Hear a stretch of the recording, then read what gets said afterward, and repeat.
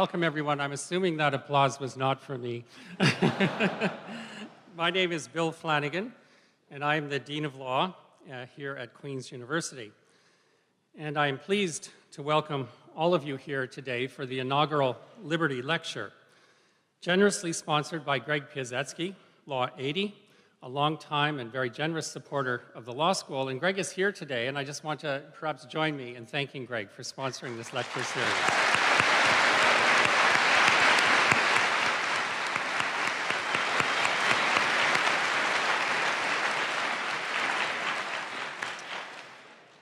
The Liberty Lecture is intended to explore the meaning of liberty in our contemporary society, a subject of rich interest to philosophers, political scientists, and legal scholars, just to name a few.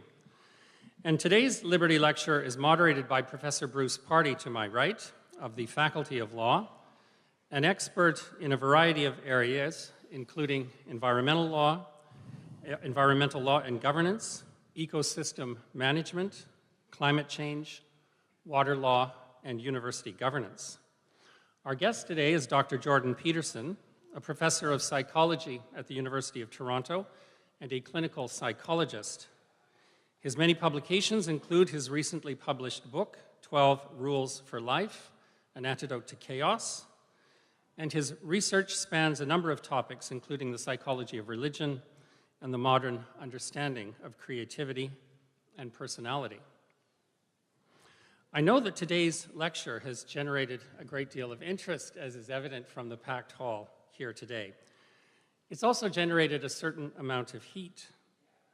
The proposed topic, the rising tide of compelled speech in Canada, is for many a controversial one. And I know that many of you in the audience will hold widely divergent views. I fully support your opportunity to be heard, and should you wish, challenge the speakers to defend their positions. I know that today's speakers likewise share this conviction and will welcome your comments and questions. As might be appropriate for a lecture series named after liberty, I believe it is also important for me to affirm at the outset that the core values of the Faculty of Law and of Queen's University include academic freedom and respectful dialogue among those with differing views. This includes providing our speakers with the opportunity to be heard and providing all of you with the opportunity to respond in a respectful environment, free from any harassment or any attempts to shut down the conversation. So it is in this spirit of free and respectful academic exchange that I am pleased to launch this new lecture series. Welcome again, and welcome to our guest, and I look forward to our discussion. Thank you.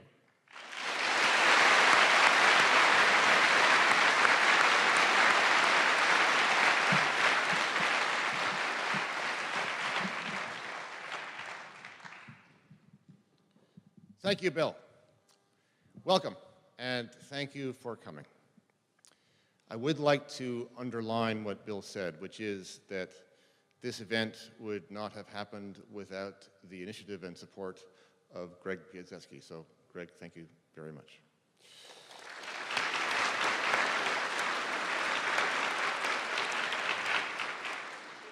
As well, before we start, I would like to thank some people from the Faculty of Law, Diane Butler, Adam Blake Gallipo, and Christina Yulian for their help in putting this together. I would also like to acknowledge the support, help, and generous assistance of several people around the university. Lisa Plater and Event Services, David Patterson and the Campus Security Office. You have been professional, helpful, straightforward, and I thank you very much for making this possible. I would also like to return to Dean Flanagan's observation about the importance of this moment and to acknowledge the role that both Dean Flanagan and Principal Wolf have played in enhancing the reputation of this university in terms of its commitment to academic freedom and academic debate. They have reflected an unflinching commitment to those ideas. As Principal Wolf said on his blog, informed, respectful debate is central to academia. And gentlemen, I salute your academic statesmanship. Thank you very much.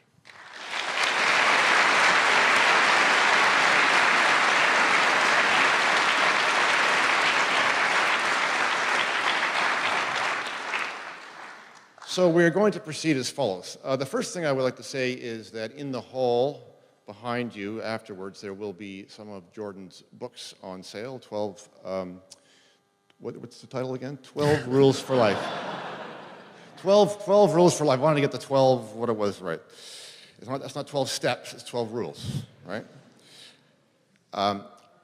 We are going to proceed as follows. Jordan and I are going to have a conversation for half an hour, maybe 40 minutes. And then we are going to throw the floor open to questions. We'll describe what kinds of questions that you should ask later on when we get to that stage.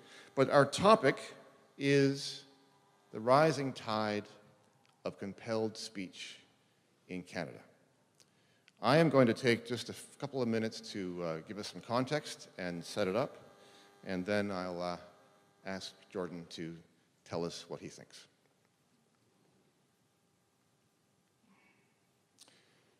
You may have seen the CBC production of The Tudors, the story of King Henry VIII. In one episode, the king has condemned Thomas More to death for refusing to say that the king is the head of the Church of England. More is in his cell, awaiting execution. A friend comes to him to plead with him, to say what it is the king wants to hear. More says he cannot do that, for he does not believe it to be true. In exasperation, the friend says, "You don't have to believe it. You just have to say it." When your brain makes that kind of calculation, you know you are under the thumb of a tyrant.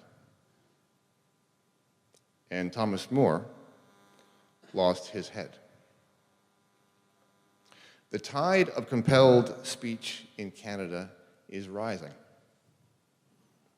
The Law Society of Ontario has introduced a new policy that requires each lawyer to develop a statement of principles which endorses and acknowledges an obligation to promote certain values. The Ontario Human Rights Commission says that under the Human Rights Code, failing to address somebody by their preferred pronoun will constitute discrimination for which you may be investigated and prosecuted.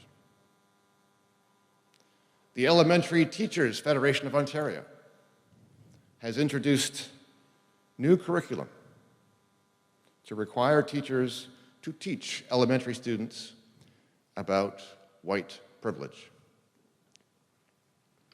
And the Federal Summer Grants Program requires applicants to attest to the values that the government believes in.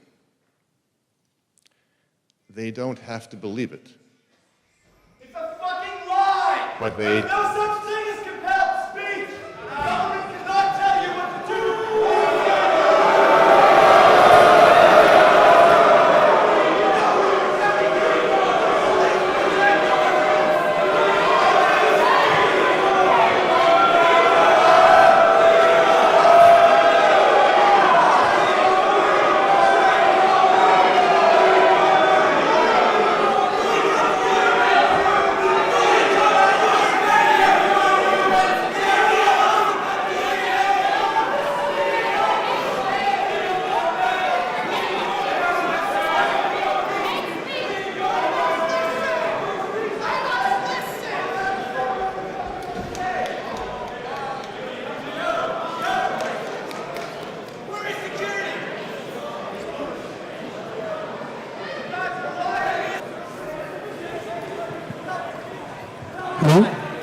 That's pure narcissism at work, by the way.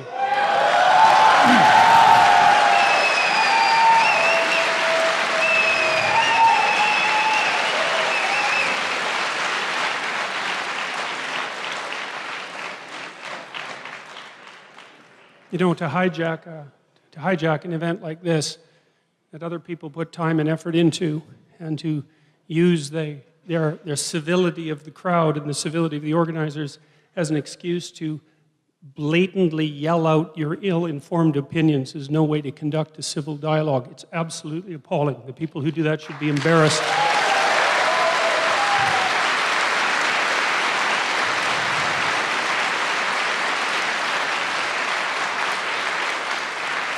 I guess I would also say that as students and as faculty members, you shouldn't put up with it. There's no way that you should allow people who are doing this to hijack your educational opportunities and to bend and twist the functions and the structures of the university. It's not a good thing, not in any way at all.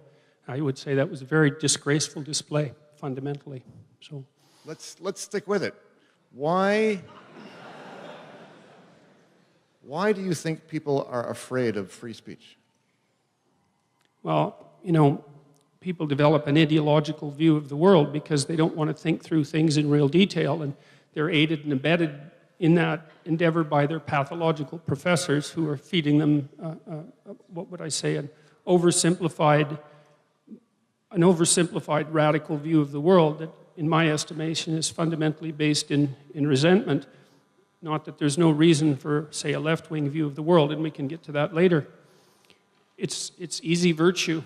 You know, you can stand up in front of 900 people with your placard and your screeching, and you can declaim to the entire audience your fundamental moral superiority. You can tell everyone at once that they're all beneath you and you're standing for the right thing, and absolutely none of that is earned. You know, like what the hell was that? No, seriously, man. It's just complete misbehavior. It's embarrassing. And the fact that the people who do that don't have enough sense to go hide their head in shame just tells you how badly socialized they are and how terribly educated they are. And the thing that's so awful is that there are professors and educators who promote that. They say, well, that's how you change the world. It's like, it is how you change the world, but it's certainly not how you make it better. You make it worse, clearly. You know, there's no comfort in that. And there's nothing about it that's impressive. It's no better in some sense than a 2-year-old having a tantrum on the floor. It shows, as far as I'm concerned, it approximates the same level of psychosocial development.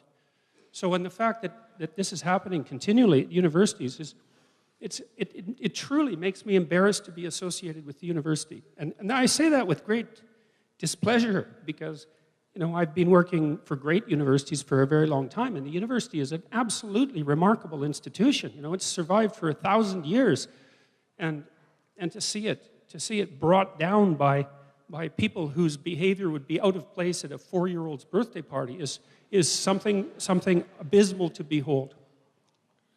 So what about the actions of government now? Because it is government, after all, that is the source of this compelled speech, as well as other ways in which they seek to restrict speech. But the compelled speech is the most egregious form of violation of freedom of expression. So tell us about that. Well, I've been trying to sort this out because, you know, if you're a clinician, I would say one of the problems you always have when you're dealing with behavior that's gone astray is to understand at what level of analysis you should address it. You know, is it a theological problem? Is it a philosophical problem? Is it a psychological problem? Is it social? Is it economic?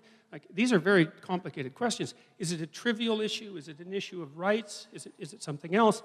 The people who put in Bill C-16, for example, and its associated legislation, make the claim that it's a legislative movement that's facilitated by nothing but compassion and desire to expand the domain of let's say, of rights and freedoms. And, you know, there's nothing wrong in principle with expanding the domain of rights and freedoms, except, of course, for every right and for every freedom, there's an attendant responsibility and obligation, so you have to keep that in mind.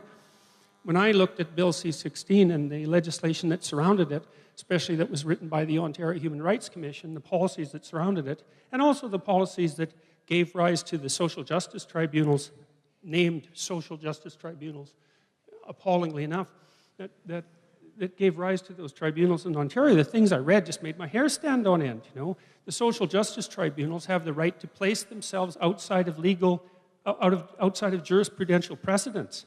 It's like, what the hell is that? It's really, you're going to make the case. The only way I think that you could justify doing that is that if you tortured yourself into the ideological proposition that English common law is somehow an oppressive branch of the patriarchy, and because of that you have every right and even obligation to place yourself outside of its structure of precedent. But we don't want to place ourselves outside of the structure of precedent of English common law, I can tell you that.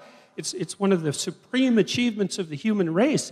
It's produced societies that are as free and as productive as any societies have ever been anywhere on the planet, and certainly are now. And to dare to state that you would place yourself outside of that precedent, that's the sort of thing that made my hair stand on end. And there are other elements of the policies that were equally reprehensible, not least their complete incoherence of formulation. You know, I couldn't understand some of it. Like, I don't understand, for example, with regards to the gender propositions, how it can be that you can be anywhere on the gender spectrum, which, by the way, is not a spectrum technically, and it actually matters which words you use if you're writing law. You can be anywhere or nowhere on that spectrum. Like, I don't know what that means, and I don't believe that the people who wrote it know what it means either. And you don't write things that you don't understand into the damn law. You don't do that because the law unfolds in society, and it tangles people up as it unfolds. And it's no joke when that happens. So you be very, very careful when you're writing law. And you certainly don't want to write law to push forward your ideological commitments, especially in the face of precedent, because precedent is what keeps law from degenerating into ideology, essentially. And so to answer your question, you know, more fundamentally, I don't believe that this argument has ever been about the rights of transgender people. I think that it's an attempt by the radical left ideologues to push their ideological agenda forward using attempts to manipulate the linguistic domain. And I'm not willing to cede the linguistic domain because I don't think there are anything more important than the words that you use. And then when the government says, well, you should start using these words, you should start thinking hard about your damn government, because your words are no different than your thoughts, and your thoughts orient you in the world.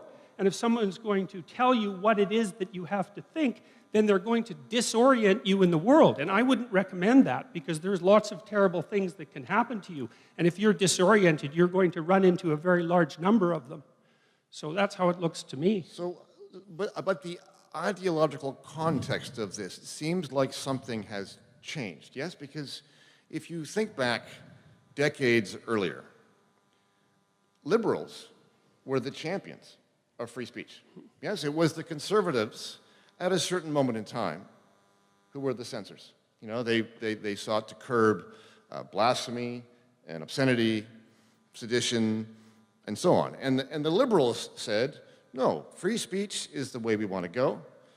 And yet today, that has flipped.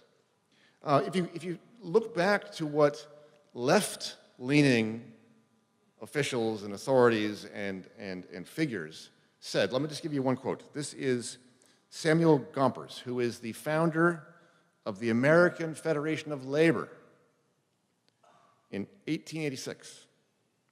He said this. He said, the freedom of speech has been granted to the people in order that they may say the things which, sorry, I misquoted that, have not been granted to the people in order that they may say the things which please and which are based upon accepted thought, but the right to say the things which displease, the right to say the things which may convey the new and yet unexpected thoughts, the right to say things even though they do a wrong.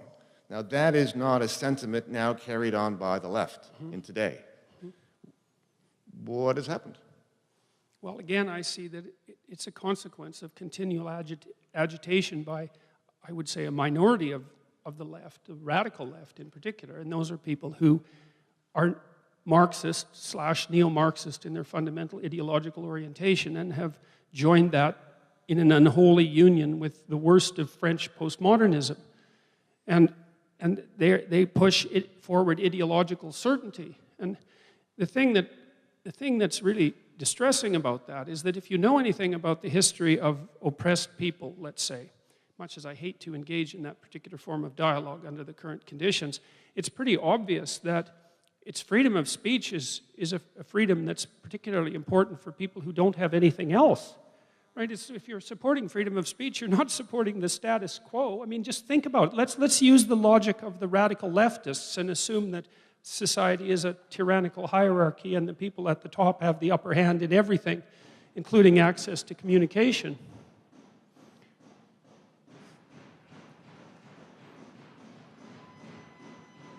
These people are not your friends. They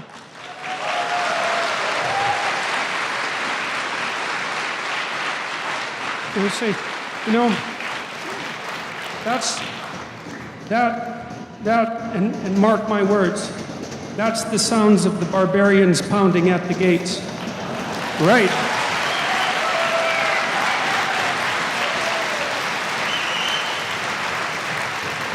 Yeah, that's, I'll tell you again too, that use of inchoate,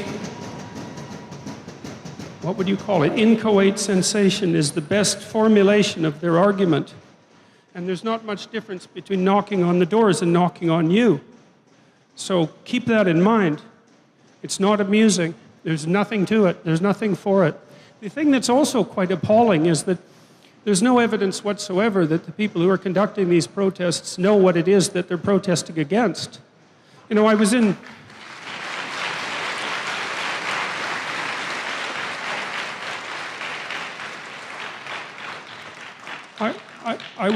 the midst of a discussion attempting to make the case that it's freedom of speech that is what people who have nothing still have, right? So if you look at the tyrannical structure of our society, let's say, the people at the top have access to means of communication. Everyone knows that. It's the people at the bottom who have the right to say what they think, however badly they say it, that enables them to get a toehold into the system and to make their suffering known. That's what freedom of speech is for. And so, like, what's the protest against that? And I'll tell you, you know, that the radical neo-Marxist types, they speak the language of power, and that's what they're speaking right now. And if you want to live in a world where everyone speaks the language of power, then just let them do what they're doing and see what happens. I wouldn't recommend it. It's not a pretty road. And you're all in a position, you're all in a situation in your life now where you have to make decisions about this sorts of things. Like, is this the sort of institution that you want this to be? Now, one of the arguments against what you said about the pronouns was that, well, after all you're being asked to do is to say something that is reasonable. It's not unreasonable to address somebody by the pronoun that they prefer.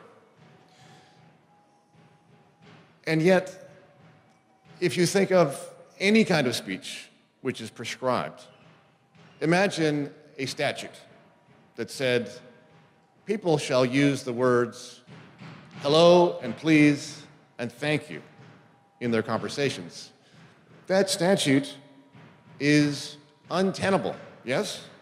Because it now requires people to use certain words in their conversations, even if those words are reasonable themselves. So that is not the question, and it was not your case you were making that using a pronoun was unreasonable in itself. Do I have that correct? Well, yeah. First of all, there's a couple of things I'd like to say about that. You know, I looked at the process by which the Ontario government formulated its legislation with regards to the pronouns and the consultation process they used. And the consultation process was deeply flawed. They contacted activists and say, let's activists of the trans community. Okay, well, there's a couple of things I'd like to say about that. The first is there is no trans community, right? Trans people are as diverse as any other group of people, and to the idea that somehow because of one of their attributes they constitute a homogeneous group is well, you'd think that that would be a falsehood, that the people who are concerned about treating groups of people adequately would be loath to put forward. But even more importantly, there's absolutely no evidence whatsoever that the activist types are actually representatives of any of the communities that they hypothetically activate on behalf of. It's like they're not elected, they're not appointed, they don't poll. They do this. They say, look, here's a group. It's a minority group and it's oppressed. I'm a member of that group and therefore I stand for the group. It's like, actually, no, you don't. You don't stand for your group. You maybe stand for yourself. You know, I don't stand for men, and I don't stand for white men. I'm not entitled to speak on their behalf. And so the idea that it's the trans community that wanted this is a completely unsustainable idea. It's certainly unproven. I've had like 40 letters from trans people since I started to engage in this, call it this chaotic battle. And only one of them was mildly critical of what I was doing. All the other ones, and there aren't that many trans people, you know, so to get 40 letters is actually quite a few. And I'm not saying that this is a scientific poll, but it's at least as scientific as the process by which the Ontario government generated its legislation. And again, I'm not...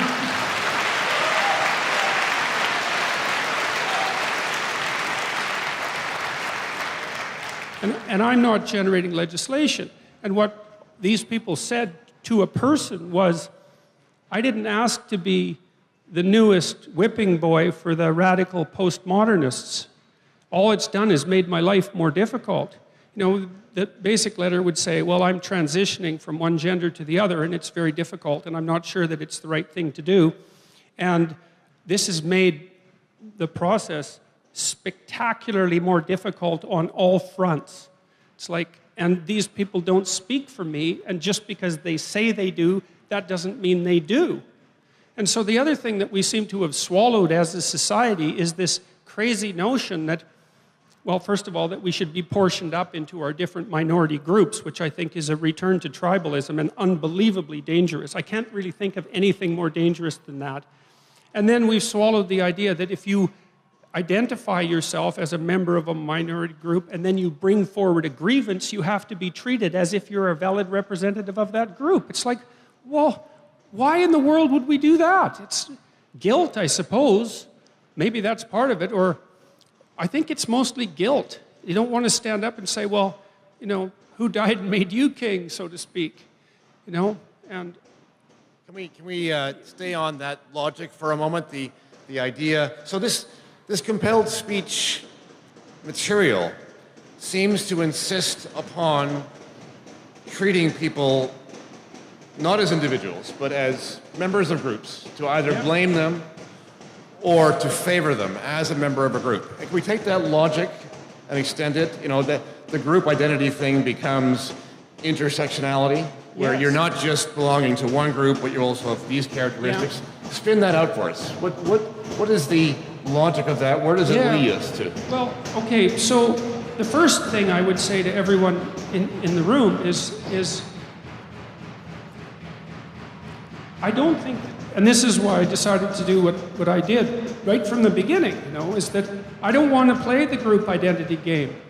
I don't want to construe the world in those terms. And I'm not going to use terminology that would require me to formulate my thoughts in that manner. I think it's a terrible catastrophe to divide us all up into our tribal entities. I don't see anything positive about that at all. So I just don't want to go there. And then second, I would say, and maybe this is even more relevant, you may or may not have heard about intersectionality, but intersectionality is a new development on the radical left. And I think it's actually, if I wasn't so intent upon seriousness in these matters, I would be constantly laughing about intersectionality. And the reason for that is that the radical left has discovered its own Achilles heel. So look, what's the problem with dividing us up into groups? Well, there's many, and the descent into tribalism is not least among them. But the next is that, well, it turns out that we don't fit into one group, any of us. We fit into multiple groups, and it's not obvious at all which of those groups should be of paramount importance. You know, there's a racial group and an ethnic group, and there's groups of intelligence, and there's groups of temperament, and there's groups of attractiveness, and there's groups of wealth, and You can multiply them really indefinitely, and I do mean indefinitely because you can categorize a finite number of entities a virtually infinite number of ways. And so the intersectionalists discovered this. They said, well, let's say there's Latinos and there's Asians. It's like, okay. Well, wait a minute, there's male and female Latinos and there's male and female Asians. So do we treat, is the division into 2 enough, or do we need a division into 4? Well, then there's socioeconomic class of male and female Asians and male and female Latinos. And you can keep fractionating the groups, and technically without end, and you actually see this happening in real time, so to speak, as the acronym for the LGBT activists continues to expand, really without end. And see, what's at the bottom of intersectionality, and this I suspect will be discovered eventually by the radical leftists if they get that far, is that you have to fractionate the groups right down to the individual. And that's what Western culture discussed and articulated, discovered and articulated over the last 5,000 years. It's like, oh, right, the group isn't the paramount division, it's the individual, because unless you treat each person like an individual, you're not taking all the intersections into account. And so it's extraordinarily comedic. But it also isn't as if it's treating everyone as they're an individual, as if they're an individual is an instant solution that will bring us to utopia. You know, it's like Winston Churchill said of democracy, right? It's essentially the least terrible approach we have. And life isn't the sort of problem that is amenable to an instantaneous utopian solution, but our best bet is to meet each other with the desire for peace and productivity on the stage that enables individual interaction. Because then we meet soul to soul, so to speak. And we also meet in a domain that we bear responsibility for as individuals. And that's also extremely important, right? You should be responsible for what you say. You should have to suffer the consequences of what you say, not least so that you learn. And so the individual is paramount as far as I'm concerned. I think that's the fundamental principle of Western civilization. Now, it's not only the West that has come across that discovery, but I think we've done the best job so far of articulating it. And so we don't want to lose that, because the alternative isn't a multicultural utopia. The alternative is a descent into tribal barbarism. And there are people who would be just as happy if that happened. But I would suggest that it's not a destiny that an awake person would long for. Yeah. Do you feel like taking some questions? Do you feel like taking some questions from the floor? Sure. All right, so we're going to have questions, and we'd like you to participate in this conversation. Now, please do ask a question. We welcome you up to say what you'd like. If there is a preamble to the question that's fairly short, then so be it, but please do ask a question. We're not actually inviting speeches, and we do primarily want to hear what Jordan has to say. So feel free to line up at the 2 microphones. We'll take one at a time. Go ahead, sir. So first of all, thank you so much for being here. I really enjoyed it. Thank you.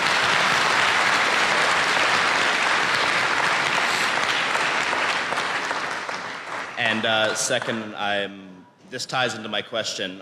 Just last week, my Free Speech Coalition at Bishop's University was officially ratified, and I would love to invite you to be our first guest speaker, if that's at all possible. Thank you. And my question pertains to this for Dr. Peterson.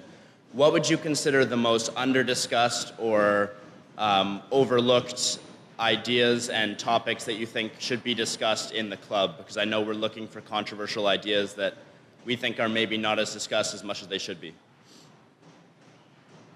Well, that's a difficult question. I would say that it isn't obvious to me that on university campuses at the present time, or in the education system in general, we've done a good job of taking stock of the advantages and disadvantages of our current socio-political systems.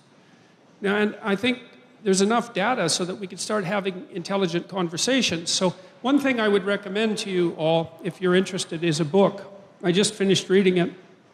It's called The Great Leveler The Great Leveler by Walter Scheidel. And it's a discussion of inequality.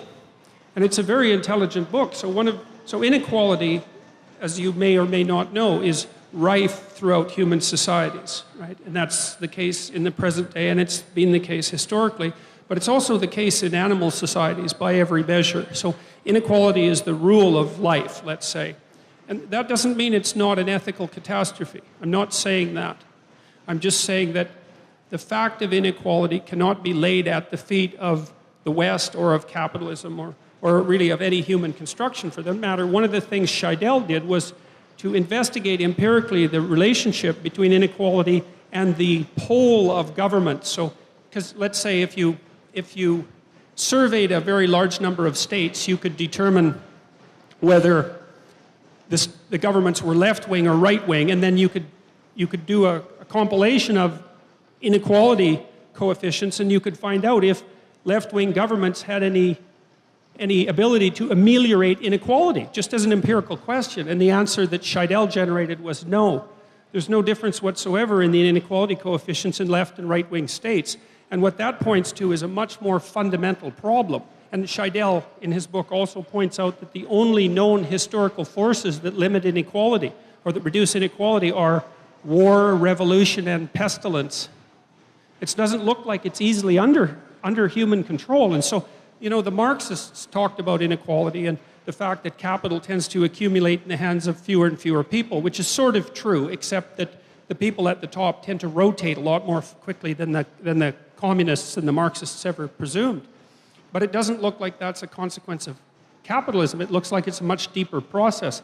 And capitalism, at least while it's shoveling money and resources up to the top, also does lift the bottom very, very quickly, you know. And this is something we need to have a serious discussion about in the universities. So, because we shouldn't be doing this. We should be partying in the streets. And here's one reason why. Do you know that the level of absolute poverty in the world fell by 50% between the year 2000 and the year 2012? Do you know that was 3 years faster than the most optimistic UN projection considered? It was the fastest decline in absolute poverty that the world has ever seen. And that's a big deal. You know, there's hundreds of thousands of people a week right now that are being connected to the power grid. And almost everybody has access to high-speed computation. And the struggling economies in Africa have for the last 4 years been the fastest growing economies in the world. You know, there's almost no absolute privation left. There aren't people starving except for political reasons. We're at a point where obesity is a worse problem than starvation. You know, and now I also think that a lot of that was purchased at the cost of the dreams and hopes of the working class in the West. You know, I think what we did in some sense for about a 30-year period was sacrifice the aspirations of the Western working class to alleviate poverty in India and China and in Southeast Asia. And it looks like that might have been a really good deal, although it was a little bit hard on the working class people, and that has to be taken into account. But we're not having discussions of this sort in universities. It's like we're stuck in 1980 or maybe in 1960. We haven't updated our models to take into account the new and often extraordinarily positive realities. And we're tearing ourselves apart in the West with this identity politics idiocy. At the same time, the things are getting better and better, faster and faster than they ever have by a huge margin in the history of mankind. So it's like, it's time to wake up and throw off the depression of the Cold War and to look around and see what's available in front of us and what we could accomplish. That would be much better than, well, this. Yeah. So.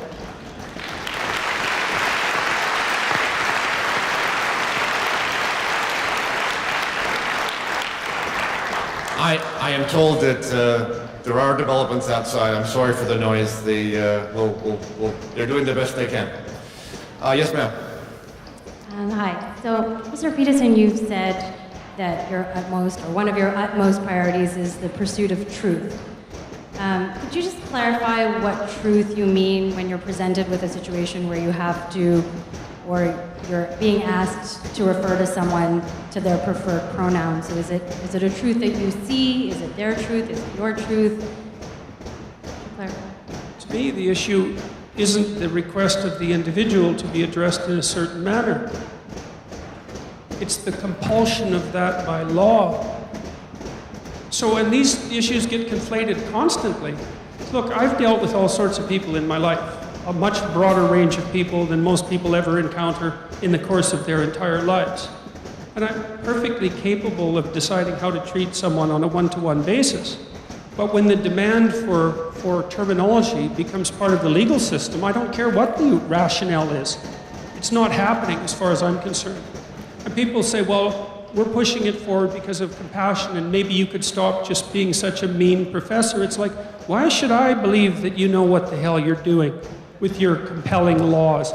You're willing to move past a legal line in the sand that's been drawn for, let's say, 700 years. You do not write compelled speech into the legislation. Oh, but we're doing it with the best of intents. Yeah, no, you're not. So these issues have to be separate. Look, if this was about transgender rights, it would have disappeared in September of 2016. It's not about transgender rights, and everyone knows it. So this is not about transgender rights, what these people are doing outside. It's about something far deeper than that. Thank you. So can we ask the question this way? Can we say, doesn't everybody have the right, the liberty, to decide how to present themselves, you know, how to be who they want to be, what to wear, you know, what gender to call themselves? And the answer is yes. Everybody has the liberty to do that. But everybody else has liberty too.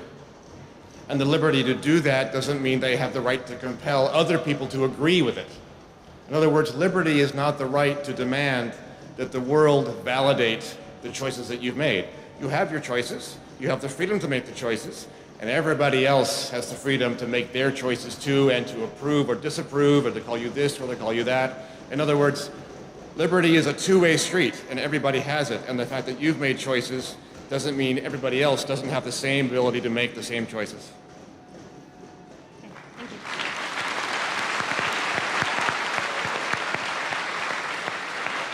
Oh, yeah. Back mic, please. Go ahead. Hi, that was loud. I just want to thank you for being here. I'm a really big fan, and I have a bad habit of getting in arguments with a lot of radical leftists, and the most common argument they present to me generally is Bill C-16 only covers the Ontario Human Rights Code. So those are protected areas under the Ontario Human Rights Code, such as universities, elementary schools, etc. I was just wondering how you would combat this argument, seeing as their argument is generally they're only dealing with vulnerable groups, such as young students and It's people still that... bad enough. It doesn't matter. They say, well, it's restricted in scope. Yeah, it's not restricted enough. Look, I mean, here's a couple of facts. Okay, so when I first made my videos about Bill C-16, one of the things that I suggested was that the act of making the video itself could well have been illegal. And of course, people immediately accused me of fear-mongering, and perhaps with reason. It's not always easy to understand the full intent of a new piece of legislation and surrounding policies, but I can tell you one thing. When the lawyers at the University of Toronto read through the new legislation and the surrounding policies, they also decided that what I was doing might have been transgressing the law, and that's why they wrote me 2 letters telling me to stop. Okay, so that's fact number 1. Okay, fact number 2, 2 words, Lindsay Shepherd.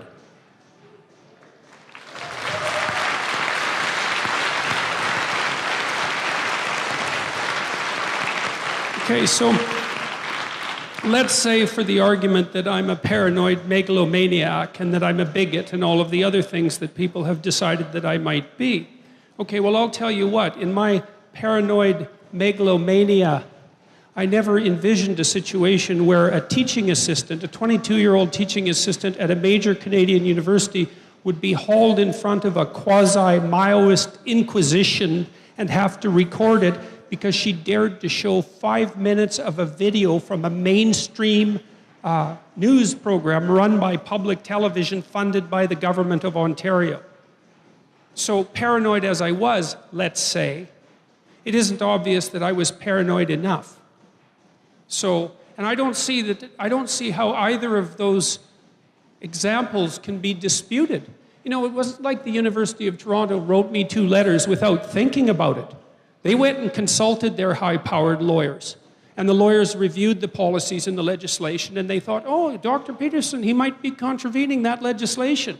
It's like, it was a weird, paradoxical gift to me that they sent out those 2 letters telling me to stop, because it was instant proof that what I was doing was, I wouldn't say right, because God only knows about that, but at least that my interpretation of the bill and its intent was correct.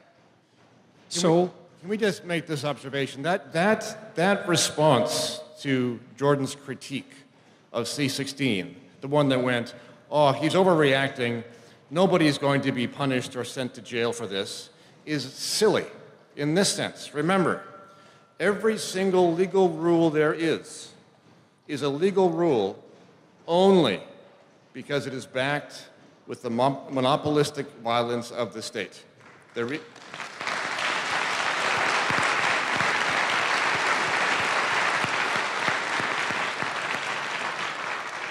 There's no such thing as a rule without punishment. So if, for example, there's a no parking sign, but the parking sign says, oh, by the way, please don't park here, but there are no tickets.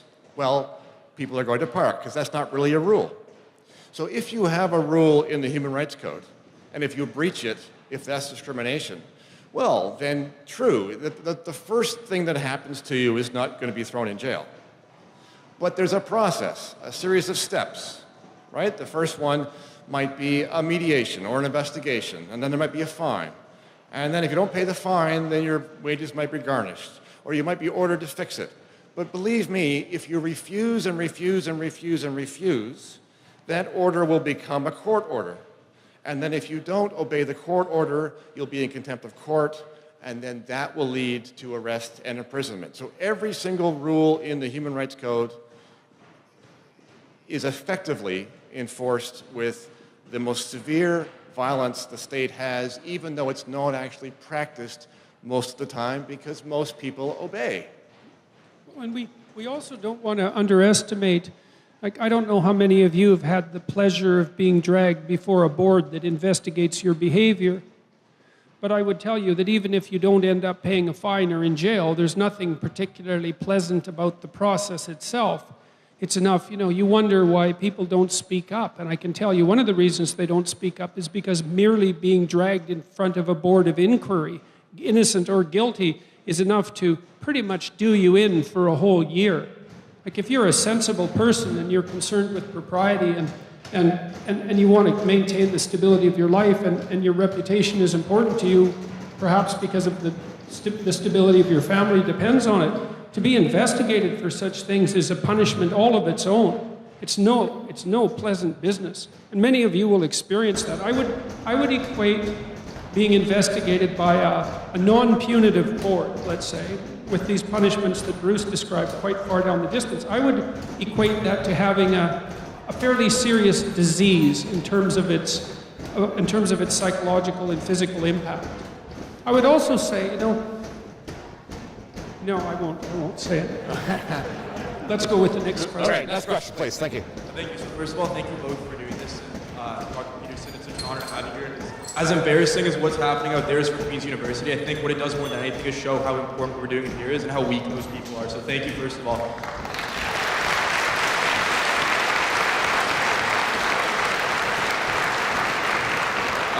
In terms of my question, I think most people here believe that it's extremely important in everything that we're doing to speak our mind, to speak freely. That's why we're here. But in terms of practicality, there's a lot of things that get in the way of our life. So as students, you know, we have our GPA to look out for, a job prospective. So in terms of practicality, what are kind of maybe your tips and your perspective on the steps that students can take to kind of speak their mind while not sacrificing kind of, you know, their future perspectives? Well, I can tell you a couple of things that are very practical. Don't write in your essays what you think the professor wants to hear. There's absolutely no excuse whatsoever for doing that. Now, first of all, most professors, even those who have descended into a state of ideological possession, let's say, most of them still have enough character to grade an essay that's well written properly. So you're actually taking less of a risk than you would think by stating what you have to state. But look, if you start practicing when you're in university, when the stakes are rather low, pandering to the audience, let's say, and saying what you think will get you by, you're going to train yourself to do that. And what that means is you're going to train yourself in the falsification of your character. And your character is the only thing you have to guide you through life. You know, people dream of riches and they dream of luxury and all of that, but that's a thin defense against the harsh realities of the world. You have your character. And so what you do when you go to university is you learn to say what you think as clearly as you can, and to take the slings and arrows that come along with that. Not in an arrogant manner, right? Because like, what the hell do you know? You know, so you've got plenty to learn, but you want to formulate your thoughts carefully. You want to write what you think. Well, why? Because when you're writing, you're thinking. You're laying out the arguments that you're going to use to structure your existence in the world throughout your entire life. And if you start to twist and bend those for expedient reasons, you're going to warp your soul. And I mean, I could talk about that neurophysiologically if you want to. You know, you become what you practice. You automate what you practice. So if you automate expedient speech for the sake of short-term gain, then that's what you're going to produce. You're going to produce expedient speech for short-term gain. Well, God help you if you do that. Like, there is nothing that you will possibly do in your entire life that will serve you better than to get control of your voice in university. And obviously you do that by reading, right? You read great people. You do that by writing what you think. You stay true to yourself while you write what you think, and you take the risks and you gain the benefits that go along with that. You learn to stand up and speak and to listen carefully. And that makes you a negotiator of unparalleled power. And if you're a negotiator of unparalleled power, there's nothing in the world that won't open itself up to you. So that's what you're doing in university. And if you find professors who reject that, and there's fewer of them than you might think, then it's your sacred obligation to stand up for yourself against that. Because it's going to happen to you throughout your whole life, and you might as well start practicing how to do it right now. So that's how it looks to me. Yeah, there's an old saying that I write.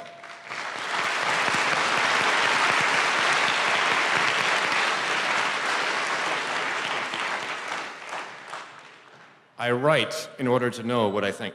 And you'll note how compelled speech interferes in that process, yes? So well, the idea that you have to write what your professor wants is a form of compelled speech. It's like, I really do believe that this is a fundamental issue.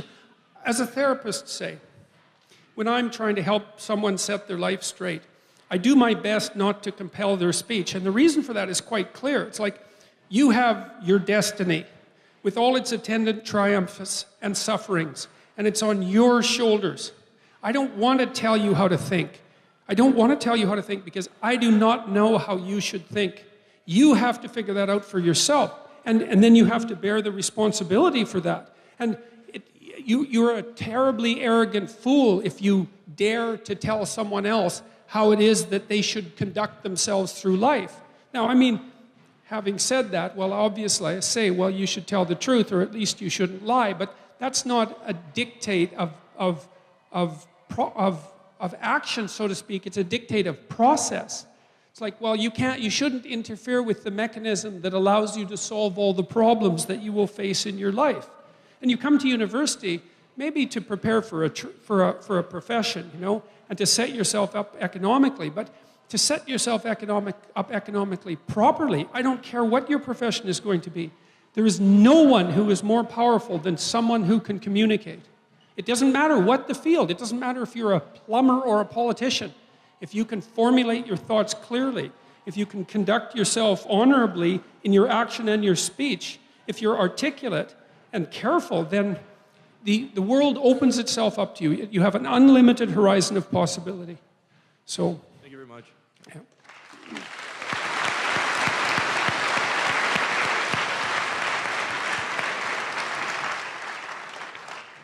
Yeah. Thank you both for coming. But firstly, I'd like to thank everyone in the room who has not devolved into the hysteria we see outside. They would prefer that we lost our sanity and that our society would fracture into the nonsense we see. So by sitting here, being as patient as you are, This is how we keep our academy. This is how we keep our society. Thank you.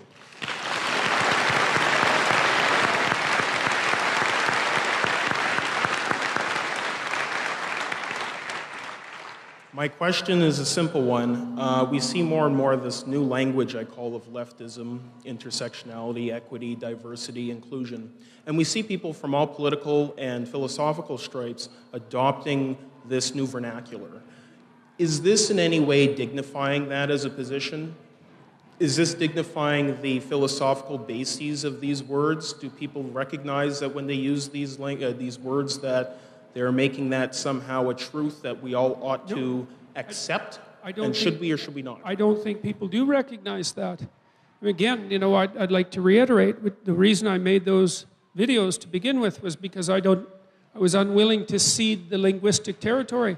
As soon as you think, it's already happening to some degree. So imagine that we just define the socio-political landscape in terms of identity politics, which is happening very rapidly. In fact, we're compelled to do so, right? So, well, then what happens is you get activity on the identity politics front on the left and on the right. The left says, well, the oppressed shall rise and take their rightful place. And the right says, yeah, over my dead body, and probably yours too. So as soon as we play the identity politics game, that's where we're at. And we start playing it by accepting the terminology.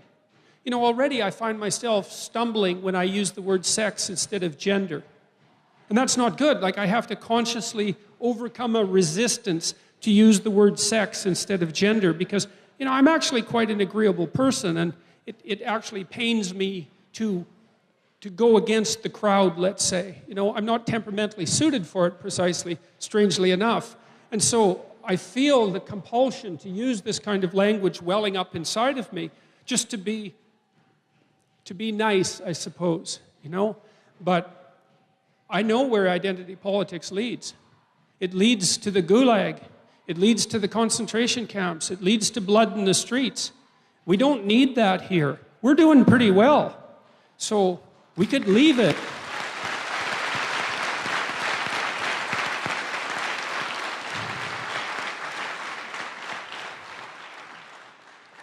Hi, Professor Peterson. I studied history for the duration of my degree, and I think it's just sickeningly ironic that the people who are using their free speech want to take away your free speech, and furthermore, that they can't see the irony of the situation of how tyrannical they're being.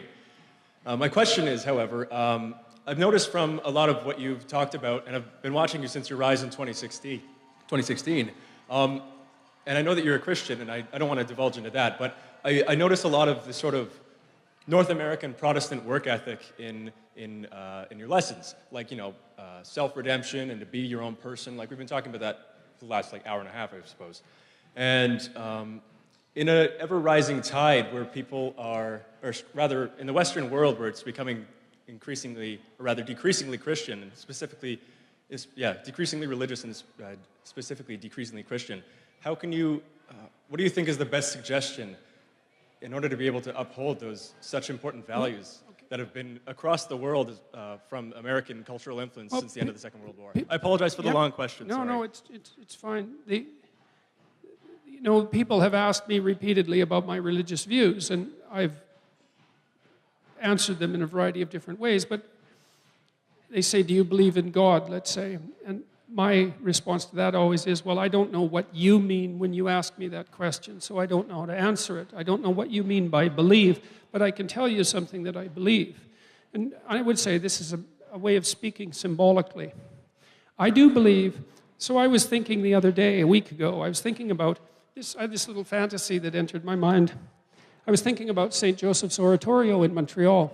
And St. Joseph's Oratorio is a very large religious building. It's one of the biggest cathedral-like structures in the world, and it's set on the hill on Mount Royal, and it's set up where it can catch the sun. You know, so it's an image of the heavenly city on the hill, right? It's an image of the structures that we strive to create. That's what it is, independent of its specifically Christian or religious function. That's what it stands for symbolically. Okay, so it's the city on the hill. It's what we're striving towards when we walk uphill in life. Okay, now, the way the oratorio is structured, there's hundreds of steps leading to it up the front. And in the early part of the 20th century, a lot of people who had physical disabilities came there, and they struggled up the step on their crutches. And many of them left their crutches in the oratorio. You can see hundreds of them if you go there. It's quite an interesting sight. And I was thinking about that, and I was thinking about what that meant. And this is what it means. It means that, you know, everyone has their disabilities, let's say. And I know that some people are far more terribly affected than other people. I'm perfectly aware of that. But the question is, what do you do about that? And what you do is you set yourself up on your damn crutches and you struggle up the bloody hill. That's what you do. And you struggle up the hill towards the kingdom of God. That's what you do. Because the alternative is to descend into the abyss. That's the alternative. And then so to say, well, do you believe? It's like, I believe that you should struggle uphill towards the city of God on your crutches. That's what you should do. That's the opposite of the descent into the abyss. And so that's at the foundation of our civilization, that idea. Well, argue with it if you will. See if you can figure out why that's not an acceptable idea. Maybe you should help someone struggle up the hill. Perhaps you should. You know, you can lend a hand to someone, although you don't want to take the burden away from them entirely, because there's something noble about struggling up the damn hill, right? There's something, that's adventure. That's the call to proper being. It's like, well, we don't need to forget this. You know, we don't need to forget it. The universities have been there since time immemorial to try to push that idea forward through the generations. And everyone needs to know that idea. That's what gives your life not happiness. Forget about that. If it comes, well, great. Accept it. Dignity, nobility, character, truth, responsibility, beauty. Honor. Those are the things to aim for. Honor, too, I would say. Honor. Thank you very much, and I hope when all this is done, I hope you take a nice, long, big vacation, because I think you really deserve it.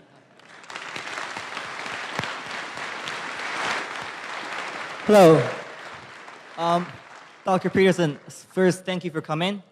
And so, I'm Chinese. My parents grew up in the Cultural Revolution of China. So, I took particular attention when you mentioned in multiple occasions comparing what's happening in the West right now to Mao's China. And I agree, and it's pretty obvious the connection between their ideology, the identity politics, and the oppression versus oppressed viewpoint. But my question is mostly about how they're promoting the political agenda. I mean, I see that the political agenda, the philosophy behind the political agenda are very similar, but at the same time, I see a shocking similarity in the way that they're promoting that political agenda. Specifically, back in the Cultural Revolution, anyone who dared to say anything that it's not fully for the movement was classified as anti-revolutionary, just as now, anyone who dared to say anything that goes remotely not fully aligning with whatever they want to promote is classified as hate speech, although it has nothing to do with hating anybody.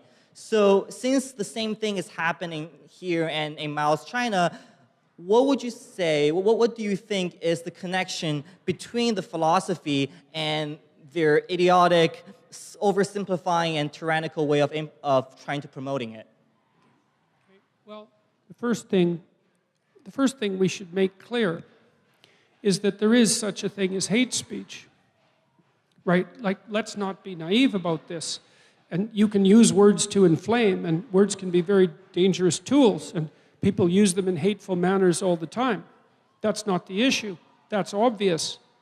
The issue is whether or not you should regulate that, and even more importantly, whether the state should regulate it. And the reason that's an issue is because who's going to define it? I'll tell you who's going to define hate speech. It's the people who are doing that are going to define hate speech. And right now, they're defining you sitting in here as hate speech. I mean, that's exactly what's going on while we sit here. It's like, who would be interested in defining the parameters of hate speech? Here's the answer. The people that you would least want to have adopt that responsibility. And hate speech is like, well, let's say, I was interviewed a while back, and the journalist asked me, well, why should your right to offend trump someone's right to be secure? It's like, okay, well, let's say I'm talking to one person, and you might say, well, I don't have the right to offend them. It's like, all right, what if I'm talking to 10 people? Do I have the right to offend one of those people when I speak to them? What if it's 1,000 people? So what you're saying is...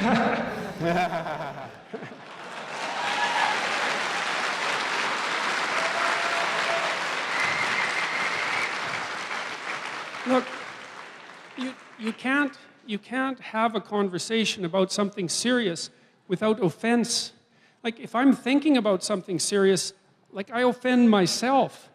You know, and I seriously mean that. I really mean that. So, like, if I'm laying out a set of hypotheses, for example, about a complex social problem, I might lay out 20 hypotheses, and maybe 2 of them I think, God, I hope that's not true. But, like, maybe it is true, you know? Sometimes you discover things as a social scientist that you wish weren't true, and those are usually the things that you've discovered that are actually true, right? Because they violate your assumptions. So you can't even think if you're not willing to offend yourself. That's what thinking does. If you're ever talking about something, wouldn't be serious if it didn't have the possibility of frightening and offending people. That's kind of like the definition of seriousness. It's like, well, we can only talk about things that no one ever gets upset about. It's like, well, then it's like you're trapped in an elevator for the rest of infinity listening to nothing but music. Yeah, that's a kind of hell, man. If you're going to think, and also if you're going to speak, you're going to offend people. You're going to go after their deepest presuppositions, and your own as well. You're going to shatter them at times. It's going to be brutal, absolutely brutal. And you all know that because every single one of you has had a serious conversation with someone that you love. And the probability that that was an easy conversation and that either of you escaped without offense and terror is 0. If you haven't had a conversation like that, well, you're not human, right? I mean, right. Because everyone has conversations like that all the time, except when they run from them, which is most of the time, and no bloody wonder. You know, real conversations there's nothing worse than a real conversation except the war that you have if you don't have the conversation. That's basically how it goes. I just want to underline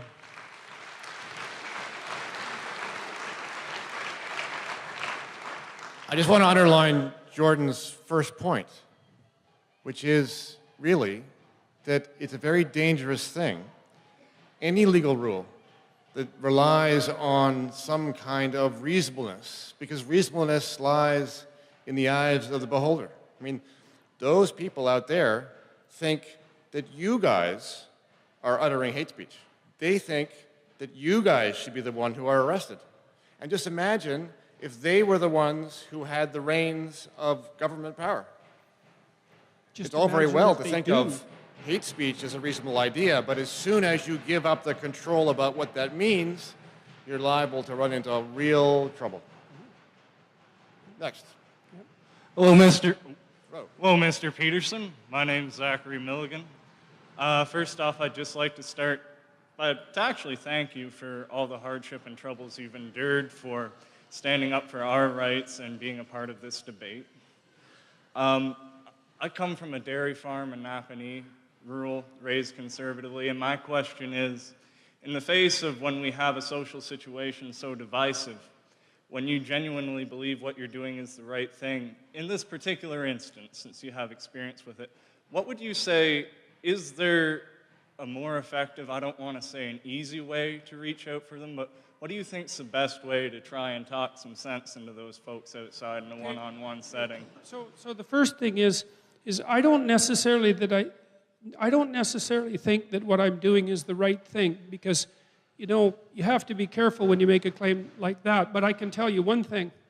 I'm not going to let anyone stand in the way of me trying to figure out what the right thing is. That's the thing.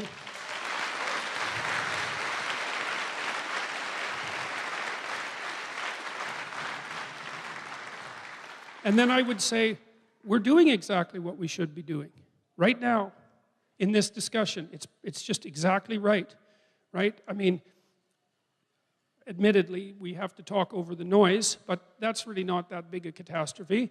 And everybody in here is comporting themselves in a reasonable manner, and we're trying to struggle our way through the topics, and we're asking questions, and we're trying to have a genuine dialogue about them, and that's what we've got.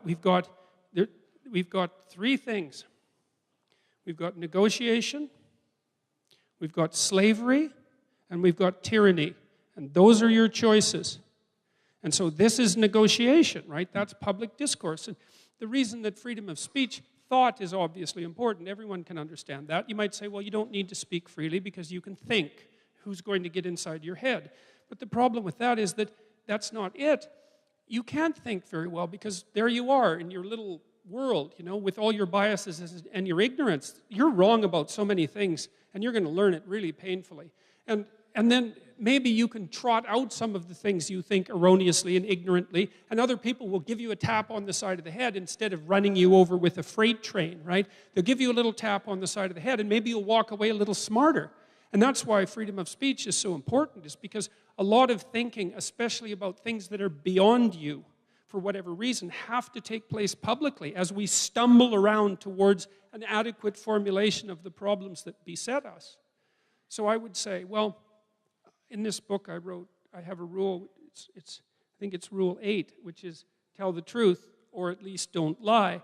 I would say, well, that's another reasonable way to start approaching the situation. Is it's not so easy to tell the truth because, like, what do you know? You know, you can't come out and say, well, here's the truth. But I know one thing you can do, which is when you know that what you're saying is a lie by your own standards, you cannot say it. And you can have a consultation with yourself, and you can try to learn to say those things that make you strong instead of saying those things that make you weak. And you contribute to the health of the public dialogue in an incalculable manner that way. I mean, this is another issue that pertains to the dignity and importance of the individual. How you conduct yourself in your life is way more important than you think. And I mean, I think that that's a daunting idea because, you know, let's say you're nihilistic and life is meaningless. It's, well, what's the payoff for that? I think, well, there's no payoff. It's like, well, yeah, there is. You have no responsibility. That's a pretty decent payoff. I mean, you have to pay the price of meaninglessness, but it doesn't matter what you do. Well, we'll flip that over and say, no, sorry, you're wrong. Your life is meaningful. It's way more meaningful than you think, but you have to bear responsibility for your thoughts and your actions. It's like, there'll be plenty of meaning in that. Well, that if you understand that properly, that will cleave you to the depths of your soul, and maybe you learn to speak carefully and to act carefully. And that will have a beneficial effect on everyone around you. You're far more powerful in the place you stand, in the place you sit and stand than you think. And I think everyone has an intimation of that. And if you don't think that's true, then try treating people around you as if it's not true. Try treating people that you know in your life as if they don't matter.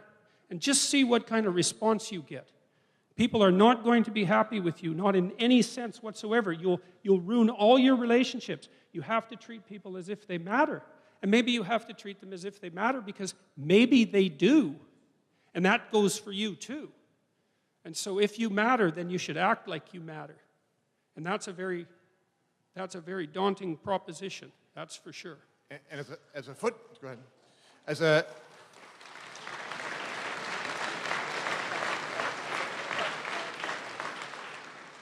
As just a footnote to that, let's just observe this. In legal terms, there are only 2 categories of actions, voluntary and involuntary. Don't let anybody tell you otherwise. Either you're choosing on your own and handling the consequences, or the government is telling you what to do. Those are the only 2 possibilities. Thank you, sirs.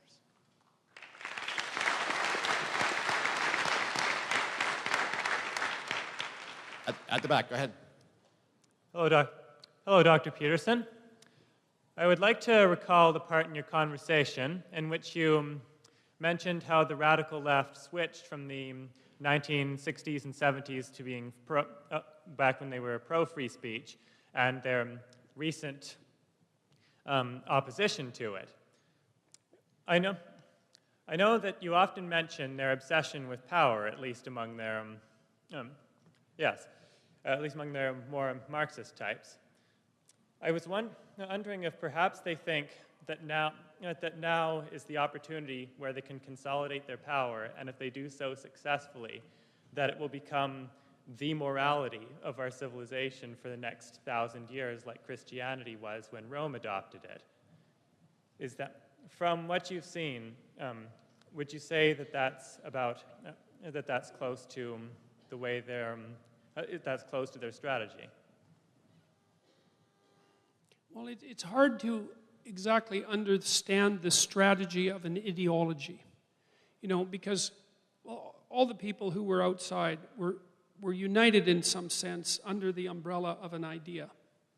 And an idea is a living thing. I mean, it's embedded in living tissue. And it's distributed in a fragmentary manner across the mob, let's say. And each person in the mob is only possesses a fragment of the ideology, because the full neo-Marxist, let's say, the full neo-Marxist postmodernist doctrine is quite complex. But when you get the mob together, then it acts under the dictate of the ideology. And the question then is, well, what does the ideology want? And I would say, well, it wants what its formulator says it wants. And Derrida, for example, who's head trickster of the postmodernists, regarded the Western society as phallogocentric, right? And what that meant was male-dominated, that's the phallus part. And then logocentric, well, that refers to the word logos, which is the root word of logic, but is also the person of Christ, essentially, the logos. And so, and the purpose of the postmodern critique was to demolish that. Well, fair enough. My sense with people is, especially if they've written things down and thought them through, that they're actually aiming for what they say they're aiming for. Well, if you buy the idea that the West is a male-dominated tyranny, essentially, a patriarchal tyranny, and that your moral duty is to tear it down, well, then that's what you're doing. And then you might say, well, what is going to be erected on its ashes? Well, that's where things get complicated. The first question might be, are the people who wish to tear it down builders, or are they just destroyers? And my strong sentiment is that they're primarily destroyers. Now you might say, well, why do people wish to destroy? Well, it's because they're hurt by life and they're resentful. And resentful people become vengeful, and vengeful people become dangerous. And there's no shortage of motivation to make things worse. The school shooters make things worse. People make things worse. Now, maybe lurking in the rhetoric is this appeal to an egalitarian utopia, but we've tried egalitarian utopias already. We sacrificed 100 million people to egalitarian utopias, and we have yet to produce one. And so my sense is the corpse is stacked up high enough to constitute proof. So it's destruction mostly that motivates it, as far as I can tell, masquerading as compassion.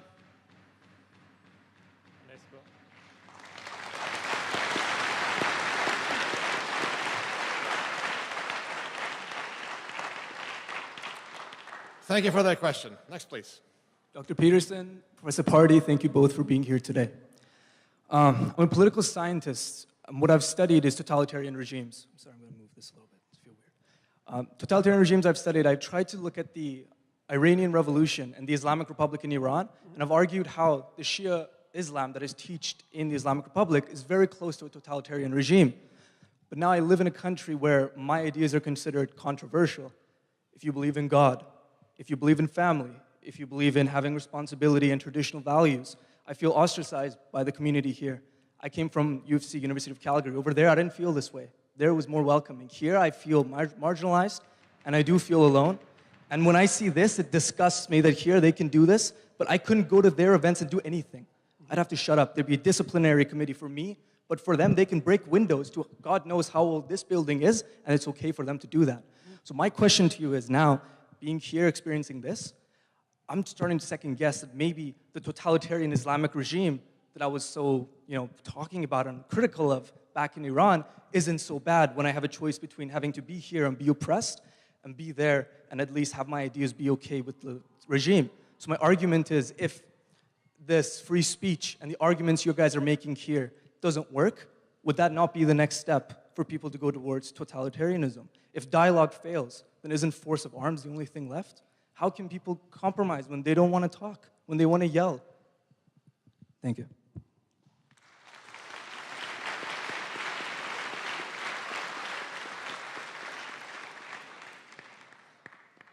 I think you make a very good point. I don't think we should fool ourselves.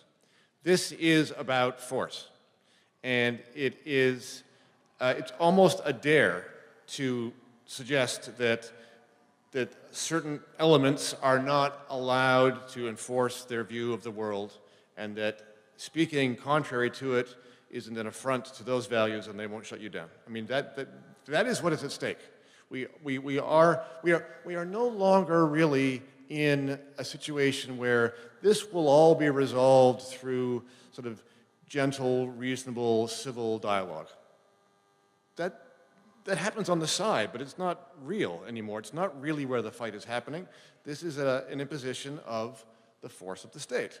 And it is skewed. It is skewed a certain way, and we are getting to the point where a certain kind of language, a certain kind of dialogue is approved and all right, and a certain kind is not. And that is the campaign that is going on, that this is all part of. And I have to say that your presence here and your endorsement of this kind of event is the kind of thing that has the major pushback to that trend. But the trend is continuing, and is a very dangerous one. And this is a difficult moment in the life of this country, would you say, Jordan?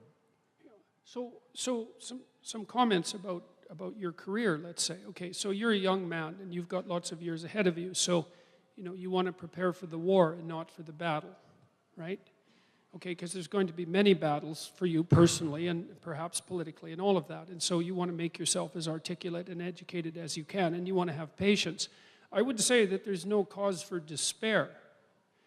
I believe that the people who are attempting to radicalize our society and to transform it into a battleground of identity politics are in a distinct minority. And I think that there's no reason to assume that we can't push the devil back into the bottle, so to speak, to push the genie back into the bottle. And so don't despair. Now, from a personal perspective, it's like you've got lots of things to learn and you've got lots of things to say and to write. And you're going to find now and then that you're imposed upon in a manner that you don't find tolerable, right? You think, I can't live like this, right? It's going to distress you. And well, then you've come across your moral conundrum, right? It's specific to you. And then that's when you have to grow up and think strategically. It's like you decide, are you willing to live under those conditions? If you're not, then you develop a strategy. It's like, okay, I'm going to fight this. I'm going to fight it carefully, intelligently, thoughtfully, on multiple fronts, and I'm not going to back down. Now, you don't make that decision lightly. Most things you should let blow by you because there's not that much of you and there's lots of things. But now and then you'll find a stumbling block that you can't get over because it hurts you. Like it damages your soul. That's the right way to think about it. Well, then that's the time for you to put your education to use. And you'll be able to do that. I mean, you don't want to underestimate the utility of deep, forthright speech. I don't believe that anything can stand in its way. You have the courage of your convictions, but don't give way to despair. Like, this battle is by no means over. No, by no means. And it isn't even obvious that the bad guys are winning, so to speak. I mean, here we are. Yes. We're having this talk. The university came out forthrightly in favor of free speech. Hooray for that.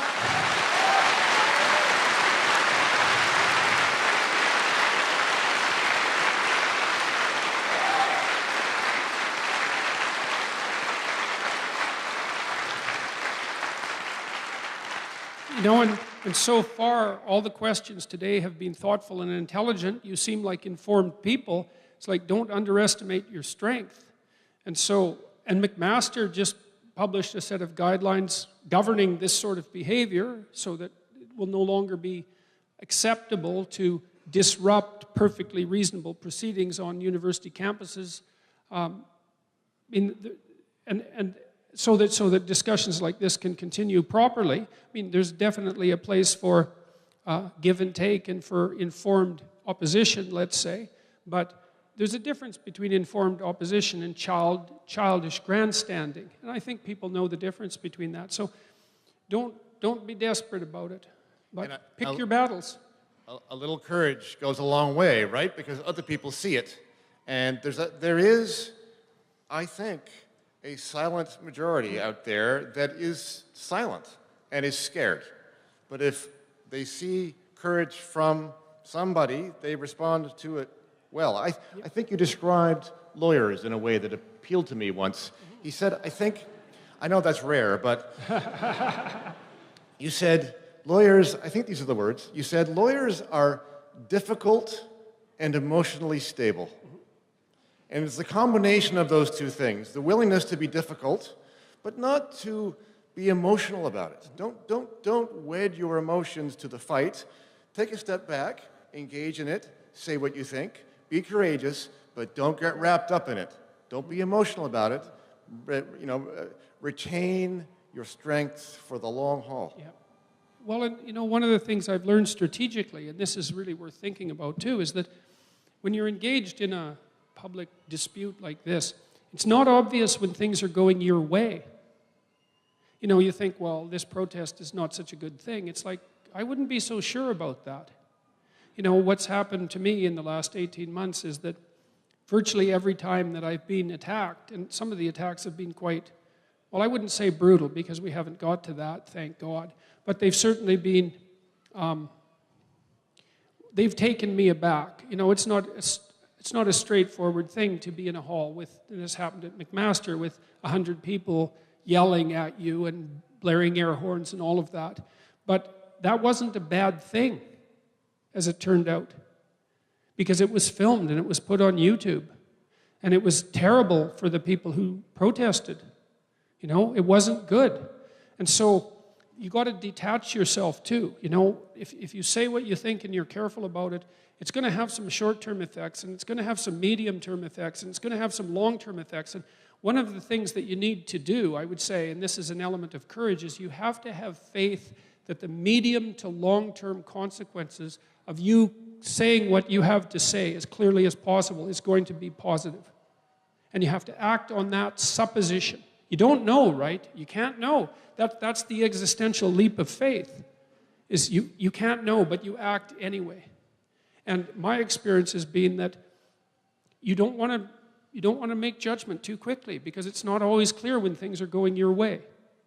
So, and you might stand up in a class and say something that people react negatively to, and you might get pilloried for that by some people, but you never know who you're touching in the crowd, and you don't know how that's going to unfold across time. Now, that might be a defining moment in someone else's life to watch you stand up and say what you have to say. So, don't underestimate the power of truth and courage, really. So, thank you both.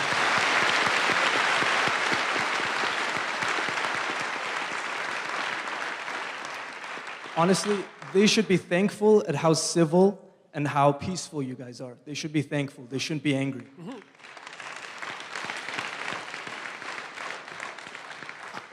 I regret to say we probably have time for probably just a couple more questions. So let's go to the back.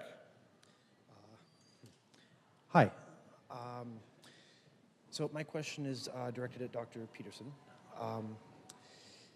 I've been watching your lectures online for a while, and you talk a lot. Come a little closer to the mic. Yeah, thank Sorry. you. Okay, you speak a lot about, that's better. You speak a lot about character archetypes and narrative and the importance of the Jungian idea of the personal narrative. I'm having trouble formulating this into a question, but I guess with the idea of archetypes in mind, are you familiar with Benoît Mandelbrot's idea of fractal patterns? And if so, what do you think? And is there a connection there maybe to be found? Well, there seems to be a metaphorical connection in that the great is reproduced in the small.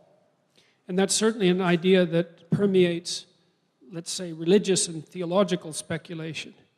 There's an idea that here's an idea that it's like the idea of the genie, which is the same root word as genius. You know, the genie is something of unimaginable power that's constrained in a very small space, and that's kind of what a person is like.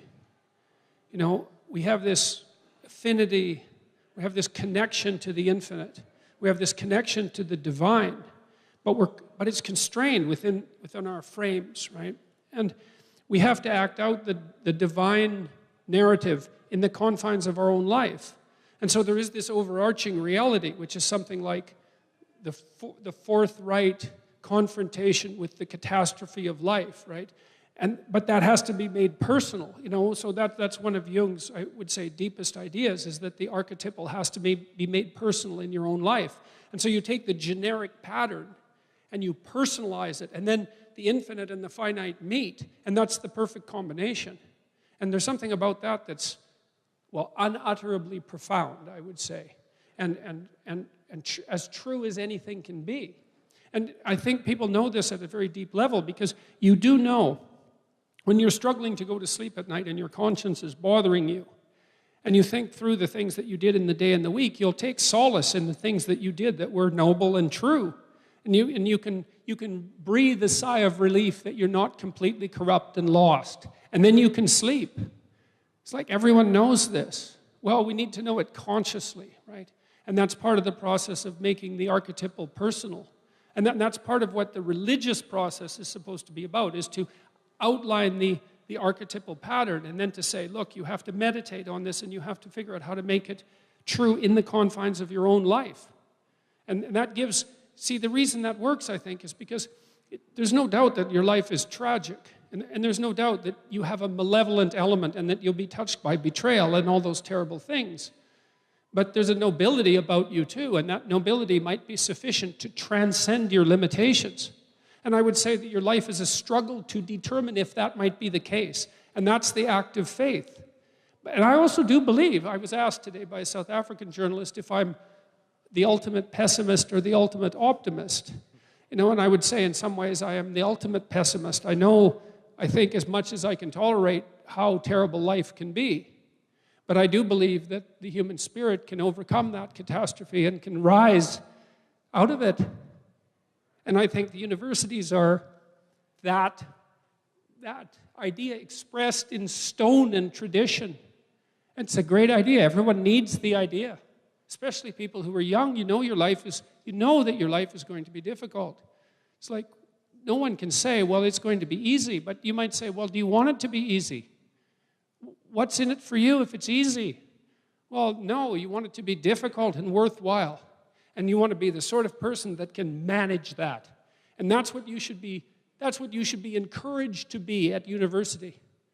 And that's what the universities are for. So, well, that's the archetypal and the personal, I would say. Yeah. Thank you very much.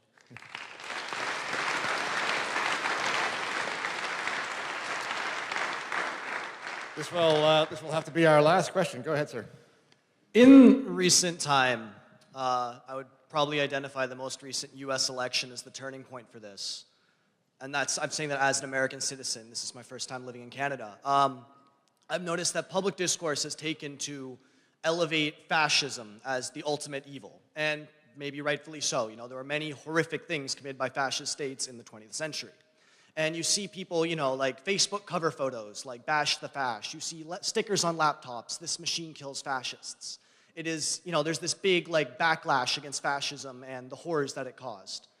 But in spite of that, you don't see the same reaction to the horrors and the genocide that were caused by socialist and communist states in the 20th century. You do not...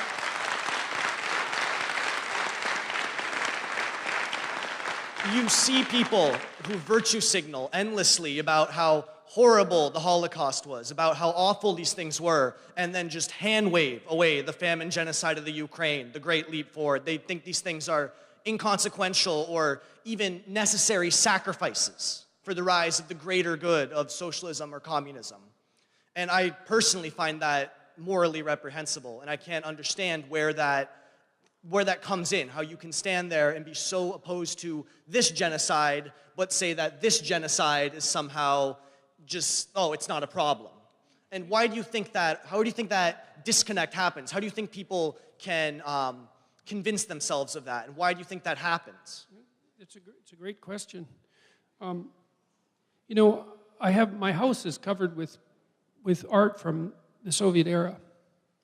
And I have a lot of reasons for that. Part of it is to remind me of what happened. Part of it is to watch the struggle between the art and the propaganda on the canvases sort of in real time. You know, I'm very interested in that. But I would never decorate my house with Nazi regalia, you know? And you think, well, why is that exactly? It's not like I don't know that what happened in the communist regimes was utterly reprehensible. Why is it? And perhaps it's not acceptable to have, you know, socialist realist paintings in your house, but it's certainly more acceptable, or it seems that way, than to have paintings from the Nazi era, let's say. So then you think, well, why is that exactly? And I think, you know, back in 1918, at the dawn of the Russian Revolution, when Europe was in flames and in ruins and the monarchical societies were collapsing and the Industrial Revolution was in full force and there was terrible poverty and terrible inequality, the dream of universal brotherhood was a compelling dream, the dream of egalitarianism. And maybe, who knows how much of it was motivated by genuine benevolence? Some, at least. It's very difficult to see that the Nazi phenomena was ever generated by any genuine benevolence. That's very difficult to make a case for. So maybe you can forgive the communist utopians 100 years ago because they didn't know what they were getting in for. People had warned them. Dostoevsky warned them. Nietzsche warned them. But still. And then the other thing, too, is the problem of inequality. It's like the problem of inequality is a real problem, and it doesn't go away. Like, it's very difficult when you walk down Bloor Street, for example, in Toronto, and you see homeless people, alcoholics and drug addicts who are struggling, and the mentally ill who are on the street, and they're in their little domain of hell. It's really difficult for that to not tear at your heartstrings and say, well, isn't the world an unjust place or an unfair place, which it is. And so you can see the never-ending wellsprings of motivation to support the oppressed. And I think the fact that the communist dogma at least had that as part of its initiating ethos is partly what seems to make it forgivable. I also think it's easier for people to identify why fascism is wrong. We can say, look, racial superiority, no. Okay, it's pretty simple, right? It's 3 words. You can really get it. But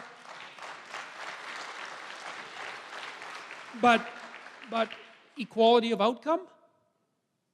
It's like, that's really wrong. It's really wrong. But it's not so obvious why, right? It isn't, you can't just say equality of outcome, no, and have everyone clap. Because it isn't as, well, and that's the thing. It's really difficult to isolate the pathological elements in radical left-wing thought. Because they're not self-evidently pathological. Like, there's this old cliche, from each according to his ability, to each according to his need. It's like, yeah, that sounds pretty good. We have needs. It's like, let's have them fulfilled. And, well, you have an ability. Well, like, manifest it. It's like, well, it doesn't work in practice. In fact, it's murderous in practice. And it's a great catastrophe in some sense that it's murderous in practice. So I just think maybe part of it is it's just a hell of a lot harder to learn why it's wrong. That combined with, you know, the genuine outpouring of compassion for the oppressed. And which is, like, who's for poverty? No one, right? And inequality is a painful reality. It's painful for everyone. You know, even people who are self-righteous about their status, let's say, in the depths of their soul, the fact of the struggling still rips at them. And so, it's a more difficult lesson for us to learn. So, yeah. Thank you.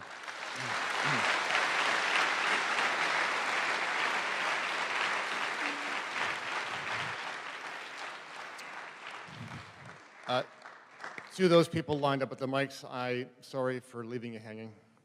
I'm sure we could go on all night if we had the time, but we must call this to a close. I would like to salute you for your patience and your dedication in the face of the noise from outside. Very nicely done. Well done. Yes.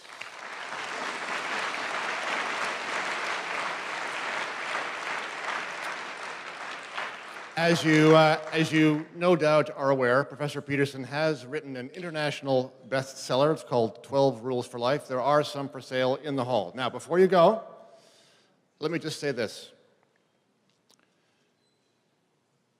You have participated in what I would consider to be an important step in the life of this university.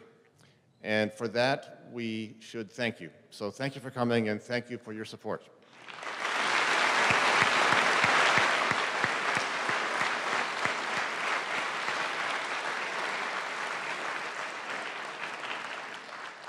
Professor Peterson may be the most important intellectual voice in this country today, and I would like to thank him very much for coming.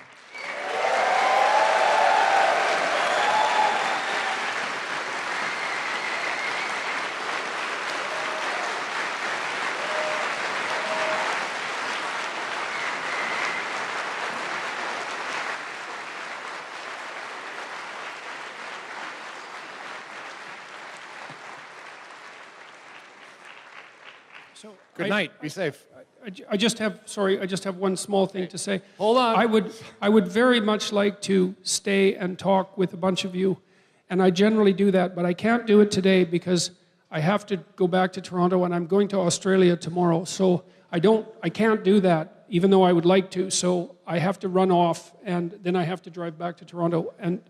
But despite that, thank you very much for coming and for being patient and all of that.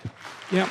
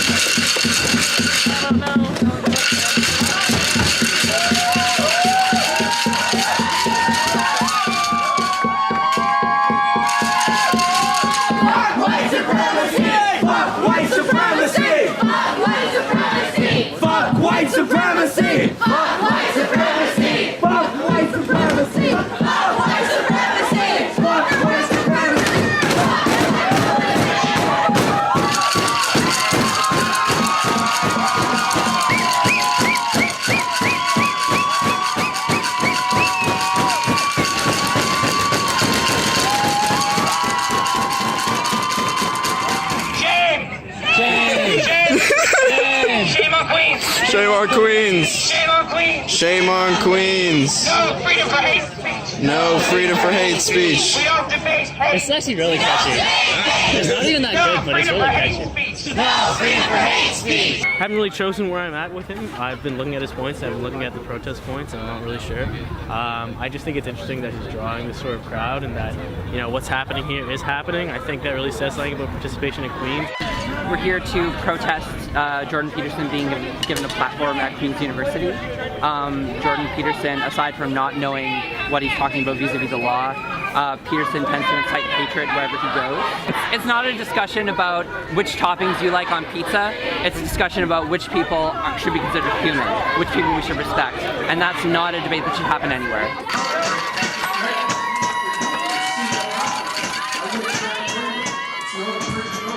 I love that they are here having this discourse because clearly they don't agree with what he has to say, so they're showing it. But I have seen a lot of people, you know, call for him to be canceled. They are shouting that Daniel Wolf should be ashamed of himself for allowing this to happen, and that I just think is wrong. I don't know. It seems like we have a lot of very angry people here because someone's expressing an idea different than their own. And here at a university, I kind of thought that was the point.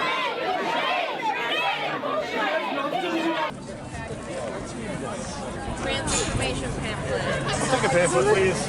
Thank you. Would you like a? I got one more. Would you like a delicious Pepsi Cola? I'm good. Okay. Save those for yourself. Okay, thank you. Kylie Jenner. I'm okay.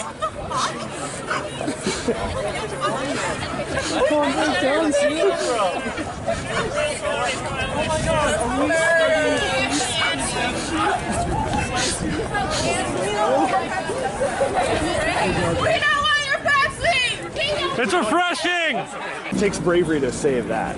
Hate is unacceptable, guys. Yeah, like, really?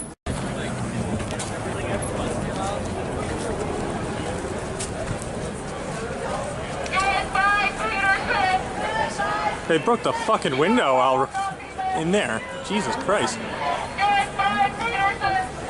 Oh, crazy, crazy.